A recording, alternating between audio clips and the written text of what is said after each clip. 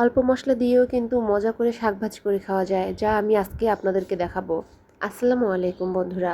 আমি আজকে এখানে 2 থেকে 3 পদের শাক নিয়েছি, যেগুলো আগে কুটে বেছে ধুয়ে নিচ্ছি। দেখেন এই যে সুন্দর করে ধুয়ে নিয়ে তারপর আমি আপনাদেরকে বাদবাকি যা কিছু আছে আমি এক এক করে সুন্দর করে আপনাদেরকে দেখাবো। প্রথমে আমি শাকগুলোকে ভালো করে ধুয়ে নেব। শাকগুলো যদি ভালো করে ধুয়ে নেই তাহলে আমার কুচি কুচি করতে বেশি সময় লাগবে না। আপনি কুচি কুচি করার পরে যদি শাকটাকে ধুয়ে নিতে যান তাহলে অনেক ঝামেলা পোহাতে হয়। দরকার নেই, আপনি কুচি করার আগে শাকগুলোকে ভালো করে ধুয়ে নেবেন এবং বালুটা পরিষ্কার করে নেবেন ভালো করে। আমি এখানে 2 থেকে 3 বার শাকটাকে ধুয়ে নিয়েছি। একদম বালু নেই, দেখেন ফ্রেশ একদম, মানে কোনো ময়লা বালু কিছুই নেই। আপনারাও চাইলে 2 থেকে 3 বার ধুয়ে নিতে পারবেন।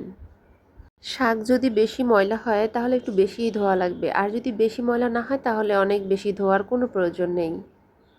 শাক ধোয়া শেষে আমি এখন দেখেন কিভাবে কুচি কুচি করছি। কুচি কুচি করে নিব এইভাবে, হাতে কোটার চেয়ে ভালো করে ধুয়ে এভাবে কুচি করে নেওয়াটাই ভালো।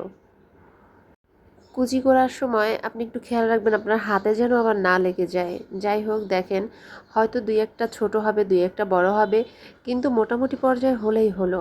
অনেক ভালো করে ফিনিশিং দেওয়ার দরকার নেই। হাতে কুটলে তো অনেক বড়ই থাকতো, যেটা এখন এভাবে কুটলে থাকবে না। যাই হোক দেখেন, শাকগুলো কুচি করা কিন্তু আমার কমপ্লিট। এই যে 2-1টা বড় হয়েছে, 2-1টা ছোট হয়েছে, এটা কোনো ব্যাপার না। এটা দেখা গেছে আপনার গরম আছে এমনিতেও হয়ে যাবে, সমস্যা হবে না।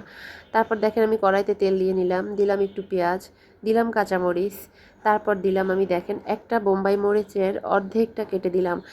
এতে এতে করে আপনার অনেক ফ্লেভার আসবে, খেতে মজা হবে, একটু ঝাল ঝাল হবে। অনেকগুলো রসুন দিলাম, দিলাম একটু হলুদ, দিলাম লবণ।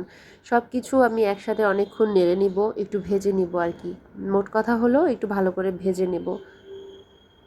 ভেজে নিতে নিতে দেখেন এই যে মানে মশলাটা কিন্তু নিচের দিকে একটু লেগে গেছে দেখেন। যদিও এখন আমি শাকটাকে দিয়ে দেব।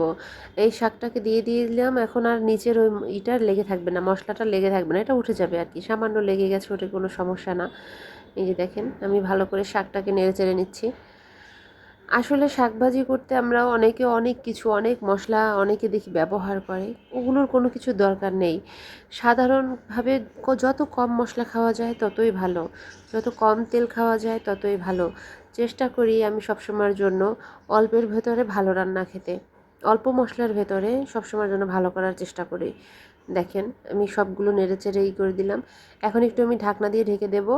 কিছুক্ষণ পরে এই যে দেখেন একদম সব কিছু একদম নেতিয়ে গেছে। এই যে মানে সেদ্ধ হয়ে গেছে, একটু লেগেও গিয়েছিল। দেখেন ভালো করে নেড়েচেড়ে নেবো। শাক ভাজি করতে অনেক সময় লাগে না, অল্প সময়ে কিন্তু সুন্দর করে শাক ভাজি করে খাওয়া যায়। আর বিশেষ করে গ্রামে থাকলে তো 4-5 পদের শাক আপনারা তুলে ভাজি করতে পারেন, শহরে তো আর এটা হয় না, কিনে নিতে হয়। যাই হোক আজকে আমি 3টি শাক এখানে মিলিত করেছি।